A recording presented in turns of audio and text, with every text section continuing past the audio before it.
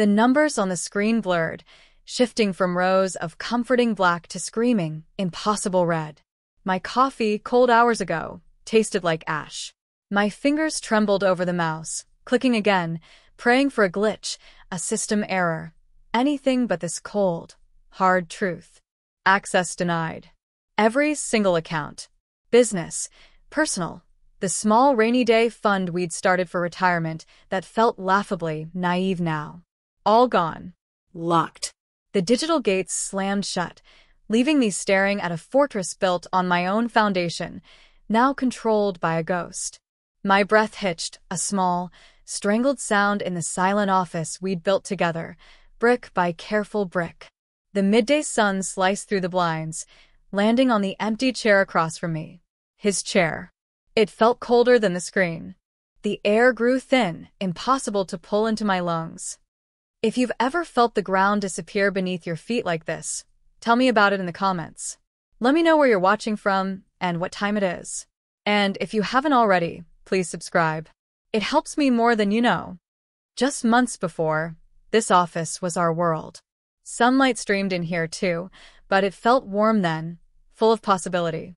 Laughter echoed off the walls, mixed with the low hum of computers and the clatter of keyboards. We were a machine, perfectly calibrated, fueled by shared ambition and late-night pizza. He was the visionary, the face of the company, charismatic and bold. I was the engine room, the one who built the systems, managed the finances, made sure the trains ran on time, every time. We were partners in business and in life. Best friends who fell in love over spreadsheets and marketing plans. We built this from nothing, 2 laptops on a kitchen table, fueled by caffeine and a shared dream of independence. Independence. The word felt like a cruel joke now. He handled the big deals, the client schmoozing, the public face. I handled the money. Every invoice, every payroll, every tax payment, every investment. I knew where every single penny went. It wasn't just a job, it was my craft, my obsession. I loved the clean lines of a balanced ledger, the predictable flow of revenue, the careful growth of profit. It felt safe, secure. Our future, neatly itemized and accounted for. I trusted him implicitly. Why wouldn't I? He was my husband. We shared a bed, a life, dreams whispered in the dark. He'd look at me across the conference room table, a slow smile spreading across his face, a private language passing between us that said, "We did this. We are doing this." That connection felt more real than the steel and glass of the building we eventually occupied. The first sign was subtle, a missed deposit notification. I chalked it up to a bank error. Then another, a payment flagged as pending longer than usual. Small glitches in the matrix I usually kept running smoothly. I mentioned it to him, a casual question over dinner. He waved it off, a shrug and a quick explanation about a new payment processor he was trialing. Sounded plausible. He was always looking for efficiencies, always pushing the boundaries. Then came the email. Not from him, but from the bank. A standard notification, routine on the surface. But the details, my access level had been changed. Downgraded. From full administrative control to read-only. For all business accounts. And listed as the initiator of the change, his name. The air left the room again, this time in a rush, leaving a vacuum in my chest. Read-only. It was like being told I could look at the steering wheel, but never touch it while the car was racing down the highway. This wasn't a mistake. This was deliberate. A wall going up. I called him. He didn't answer. Called his office line. Straight to voicemail. Texted. No reply. Panic began to bubble, hot and metallic on my tongue. What was happening? Was this a joke? A test? It felt too cold, too clinical for either. Hours later, he finally called back. His voice was flat, devoid of the warmth I knew. He said it was a temporary measure. For streamlining operations, he said I was too conservative with the finances, holding the company back. He needed to move things forward. He needed unfettered access. My access, apparently, was considered fettered. Conservative? I was the reason we weren't swimming in debt, the reason we had reserves, the reason we weathered the inevitable dips. My conservatism was called prudence, stability. Now it was a liability. I tried to argue, my voice shaking despite my efforts to keep it steady. I reminded him we were partners, that the finances were my domain, the one thing I controlled, the thing I was good at. He cut me off. The decision was made, he said. End of discussion. His tone was chilling, final. Like talking to a stranger wearing my husband's skin. That night, the house felt vast and empty. He came home, but he wasn't home. He was physically present, moving through the familiar rooms, but his eyes were distant, his silence a palpable barrier. I tried to talk to him, really talk, but he just retreated, pulled up the emotional drawbridge.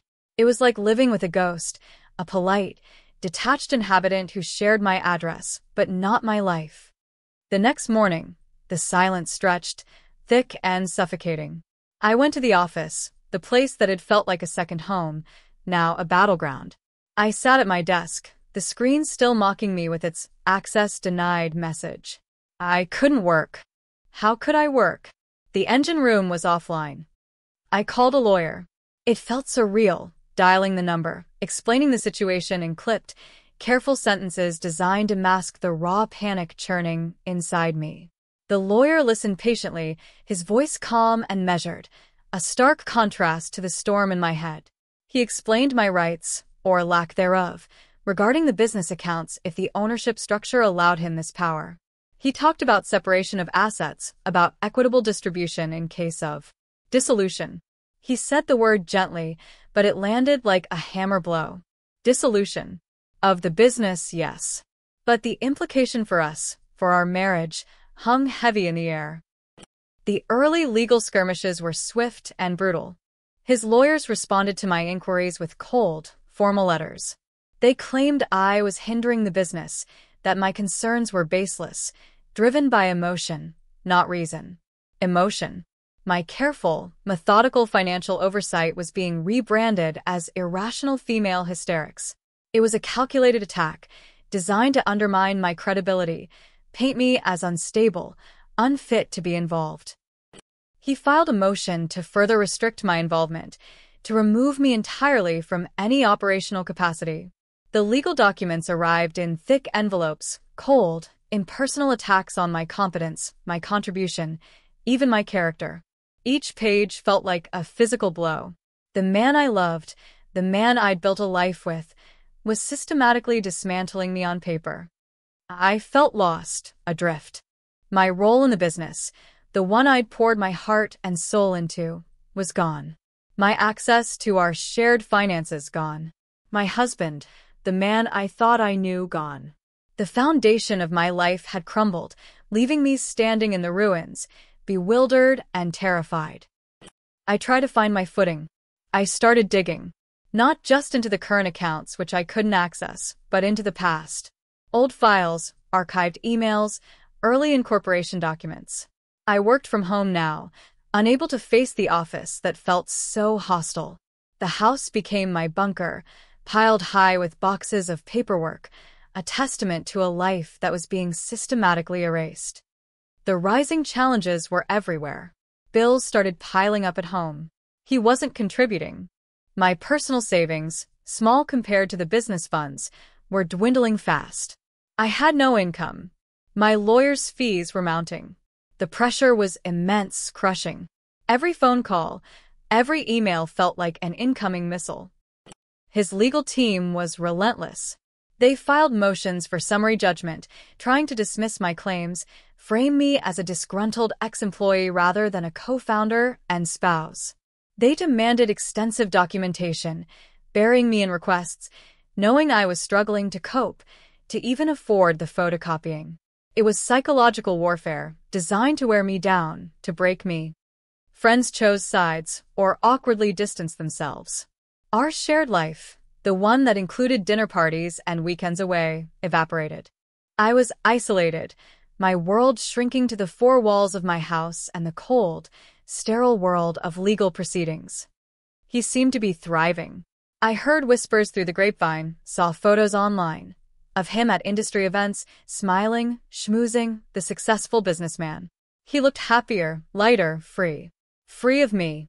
It was a bitter pill to swallow, watching the man who was destroying my life appear to flourish in the wake of the destruction. It wasn't just financial, it was personal, a deep, aching betrayal that went bone deep. There were days I couldn't get out of bed. Days the weight of it all felt physically impossible to bear. The legal bills felt insurmountable. The thought of facing him, of facing his lawyers, felt like walking into a firing squad. My lawyer was doing his best, but he could only work with the information I had, the access I still possessed, which was minimal. The business was apparently doing better than ever, according to the news articles I forced myself to read. He was expanding, landing bigger clients. Using the foundation we built, the systems I created, the stability I provided. And I was drowning, left with nothing. Everything seemed lost. How could I fight a war when he controlled the battlefield, the weapons, and the treasury? Then came the day I stumbled upon it. I was going through a box of old financials from the very early days, before we even had a proper office. Receipt books, old bank statements, early contracts. Things I hadn't looked at in years, decades almost. Buried deep within the box, tucked inside a faded manila folder labeled Initial Agreements, Various, was a stack of paper I didn't immediately recognize. It wasn't a client contract. It wasn't a supplier agreement. It was a shareholders agreement. From the very beginning, before we even formally incorporated as the entity we became, when we were just two people with an idea, we'd brought in a seed investor back then, a silent partner who believed in us. I remembered the meetings, the late nights drafting the documents with a then unknown lawyer. As I read, my hands started to shake again, but this time it wasn't from fear. It was from a slow, dawning realization. The agreement detailed the share structure, his shares, the investor's shares, and my shares. But there was a clause, a specific, unusual clause I had insisted upon back then. The seed investor wanted a clear exit strategy, a way to sell his shares back at a predetermined formula after a certain number of years. I, ever the cautious one, had wanted security, a way to ensure I wasn't beholden to either of them if things went south, or if I wanted to pursue a different path. The clause stated that upon the investor's exit, if certain financial milestones were met, which they had been, spectacularly, my existing shares would automatically convert into a new class of shares. These new shares carried a specific weight. They weren't just ordinary shares. They were preference shares with enhanced voting rights in specific circumstances and, crucially, they collectively constituted a silent majority stake under certain triggering events, specifically related to significant changes in company control or ownership structure that occurred without unanimous agreement of the original founders. At the time, it felt like a theoretical protection, an elaborate what-if. We'd signed it, filed it, and frankly, forgotten about it. The investor exited years ago, smoothly and amicably. The automatic conversion happened without fanfare. It was an internal accounting detail at the time. It was logged in the company's internal cap table, somewhere deep in the digital records I used to manage. Records he had now locked me out of. He must have forgotten about this clause entirely. Or perhaps he never even read that specific part, leaving the details to me, the finance person. The original documents were physical, signed copies, stored away. Digital copies existed, yes, in the company's official records, but locked behind the access he'd denied me. But these physical copies, they were outside his digital fortress. They were in my hands. My heart began to pound, a frantic drumbeat against my ribs. This wasn't just a few shares. This was leverage. This was power. This was a mechanism put in place years ago by a younger, perhaps surprisingly prescient, version of myself that could turn the tables. He thought he'd locked me out, taken everything, but he'd left the key to the ultimate back door lying in a dusty box. The despair began to recede, replaced by a cold, hard resolve. I wasn't helpless. I wasn't ruined. I had a weapon. A legal, undeniable, catastrophic weapon he didn't know I possessed. I called my lawyer, my voice steady now, infused with a new kind of energy. I told him what I found. He came over immediately, his usual calm demeanor replaced by a barely contained excitement as he pored over the faded documents. He consulted with specialists, verified the clauses, the signatures, the legal standing. It was real. More than real. It was ironclad. The turning point wasn't just finding the shares, it was the decision of when and how to use them. We couldn't just present them immediately. That would give him time to prepare, to find a loophole, to try and mitigate the damage. We had to wait. Wait for the right moment. The moment when he felt most confident, most secure in his victory. The moment he thought he had already won. We decided to keep it a secret. A complete, airtight secret. My lawyer didn't file these documents with the court initially. He held them back. We continued with the existing legal strategy, fighting his motions, requesting discovery we knew he wouldn't fully provide, playing the part of the struggling, outmaneuvered spouse. We let him believe he was succeeding in cornering me, in painting me as irrelevant. It was agonizing. The financial strain was still crushing. The emotional toll of the betrayal was still heavy. But beneath it all, a flicker of steel had ignited inside me. Every insulting legal document, every ignored phone call, every public appearance of his triumphant face added fuel to the fire. I wasn't fighting for money anymore. I was fighting for vindication, for justice, for the principle that you don't get to just erase someone who helped build your world. The court date was set. A hearing on his motion for summary judgment, the one that would potentially throw out my core claims and leave me with very little. It was designed to be the final nail in my coffin. He would be there. His lawyers would be there. I would have to face him, face the cold eyes of the man who had systematically dismantled my life. The night before the hearing, I barely slept. Not from fear, but from anticipation. The air in the house was thick with it. I rehearsed the sequence of events in my mind. My lawyer's opening. His lawyer's arguments, full of bluster and confidence. My time on the stand, answering their questions, letting them think they had me cornered. And then, the reveal. I chose the suit I would wear carefully. Not too soft, not too aggressive. Professional. Impeccable. I looked in the mirror, a stranger staring back. The woman who had built a financial empire in the shadows, who had been brought to her knees by betrayal, was now ready to rise. My reflection looked tired, yes, but also sharp, focused, ready for battle. The courtroom was sterile, hushed. The judge sat high above, a figure of impartial authority. The air conditioning was too cold. I could hear the quiet shuffling of papers, the low murmur of voices. And then I saw him. He was sitting at the table opposite mine, flanked by his legal team. He looked smug, confident, like this was just a formality, a final step before he could fully put me behind him. He didn't look at me directly, only occasionally in my direction, a slight, almost pitying smile playing on his lips. It fueled the fire. His lawyer started. He was good, polished, presenting his arguments with smooth conviction. He painted a picture of a company held back by its finance manager's incompetence and emotional instability, of a visionary leader finally taking necessary steps to ensure its future.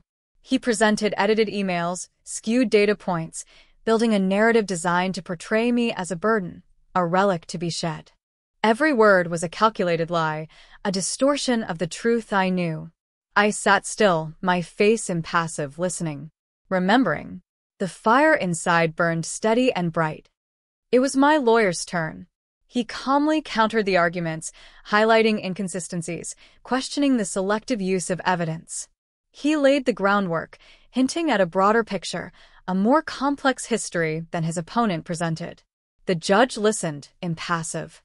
Then it was my turn to take the stand. I walked to the witness box, my steps measured. I swore the oath, my voice clear and steady.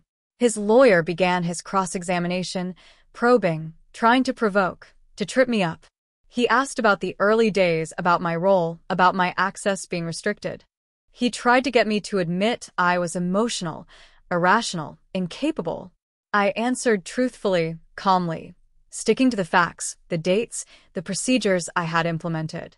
I could see his frustration growing. He expected tears, outbursts. He got quiet confidence. He pressed about the ownership structure, about the initial investments, about how the company was formed. He was trying to solidify the narrative that he was the sole, true founder, the one who deserved control. This was it. The moment. My lawyer rose for redirect. He walked towards me, a calm, reassuring presence. He asked a few questions, reinforcing points made earlier. Then he paused. He turned to the judge. "Your Honor," he said, his voice clear and resonant, "counsel opposite has raised questions about the foundational structure of this company, about who contributed what in the beginning. We have here, Your Honor, documents that speak directly to that. The initial shareholder agreement." He walked back to his table and picked up a file. Not the thick court file, but a slimmer one. The faded manila folder. He presented copies to the judge, opposing counsel, and the witness stand. My hand didn't tremble as I took the document. His lawyer was looking confused. This hadn't been filed. What was this? He leaned in, whispering urgently to my husband. My husband's eyes were narrowed, trying to decipher the old faxed copies his lawyer was showing him. My lawyer addressed me. "Could you please identify this document?" "It's the original shareholder agreement," I said, my voice steady, addressing the judge. "Signed by the initial founders and the seed investor on date. And could you direct the court's attention to Section 4, subsection C?" I found the section, the one I had read 100 times in my bunker. This section, I read aloud, my voice ringing in the quiet courtroom, details the conversion of my initial shares upon the exit of the seed investor, granting them enhanced voting rights under certain conditions, specifically forming a silent majority stake in the event of significant changes in control without unanimous founder agreement. Silence. A heavy, absolute silence fell over the courtroom. The judge, who had seemed impassive moments before, leaned forward, her gaze fixed on the document. Opposing counsel went pale, his eyes wide with shock. He looked from the document to my husband, a silent question hanging in the air.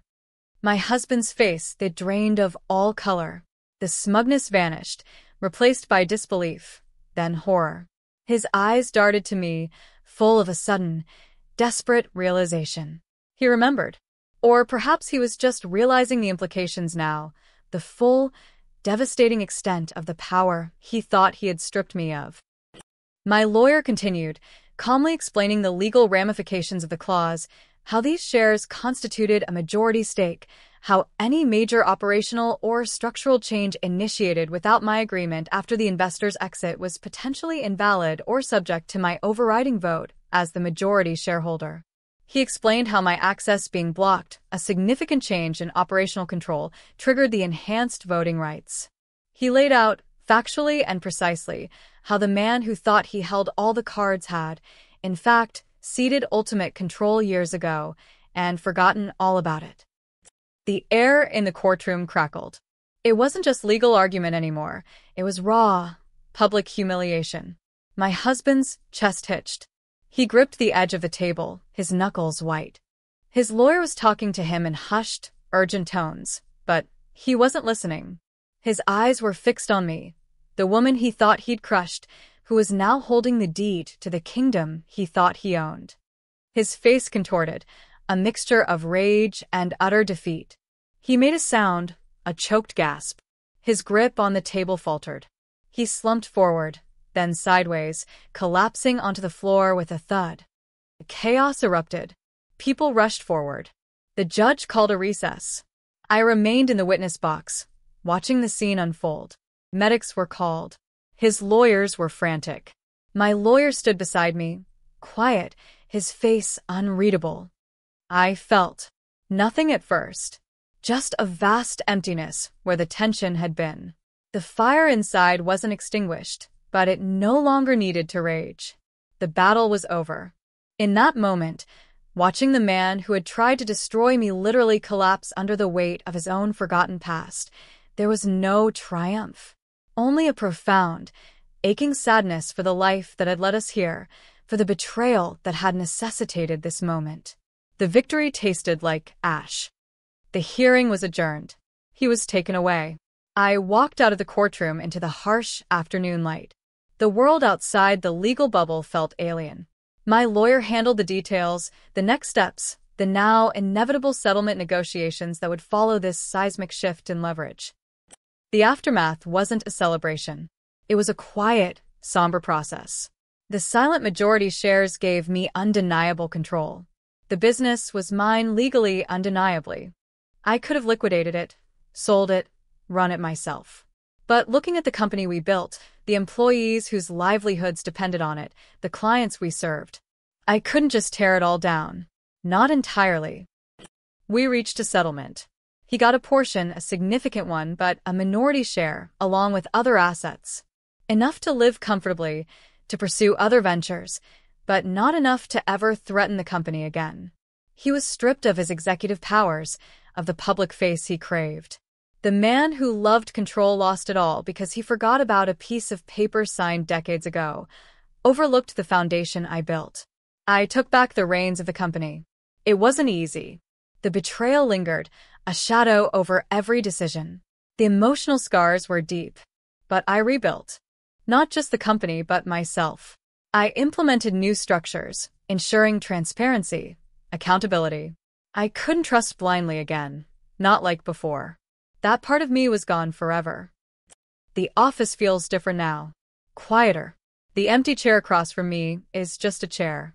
Sometimes, in the quiet hours, I still see his ghost there, but the sadness is less sharp, more a dull ache.